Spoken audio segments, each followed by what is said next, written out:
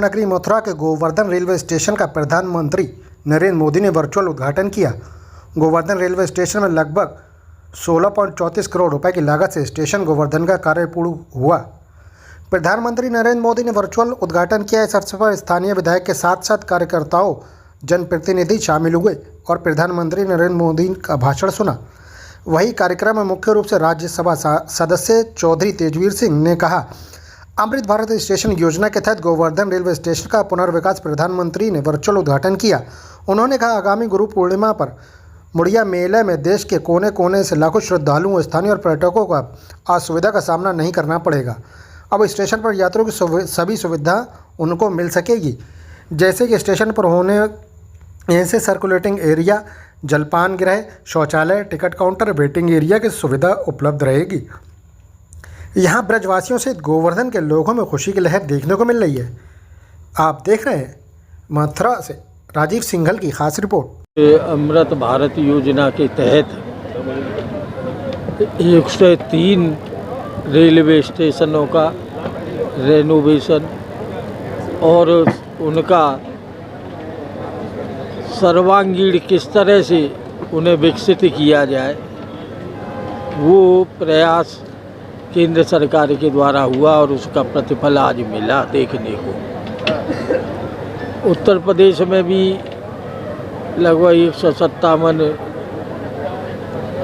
Railway स्टेशनों का renovation किया गया। वहाँ जो कमियां थी उन कमियों को पूर्ण किया गया और आगरा मंडल में 5 रेलवे स्टेशन को इसमें लिया गया। आगे और आएंगे। यहाँ जो गोवर्धन जो पर्यटन का क्षेत्र है, पर्यटन की दृष्टि से यहाँ बहुत पर्यटक आते हैं, श्रद्धालु आते हैं, देश विदेश से आते हैं। तो उनके लिए ये स्टेशन एक सुखद अनुभूति प्रदान करेगा।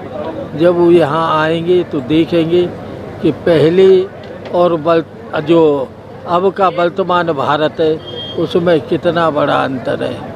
पहले की सरकारों की तुलना में, आज की सरकार की तुलना में, मोदी जी की सरकार की तुलना में कितना बड़ा अंतर दिखाई देता है। यहाँ तमाम विकास की योजनाएं यहाँ लागू हुई और पूर्ण हुई हैं। उनमें दिव्यांगों को अभी ध्यान रखा गया है। वेटिंग रूम बड़ा किया गया है, उसे सुसज्जित किया गया है। पार्किंग की व्यवस्था बहुत बड़ी की गई है। रेलवे का ब्रिज बना है और 2 प्लेटफार्म भी बने हैं। तो इससे ये जो हम कहते हैं कि ये अमृत काल है, मोदी जी ने इसे अमृत काल का नाम दिया क्योंकि आज़ादी के 75 वर्ष पूरे हुए। अमृत काल को अमृत काल में ही अमृत काल की तरह ही विकसित किया जा रहा है।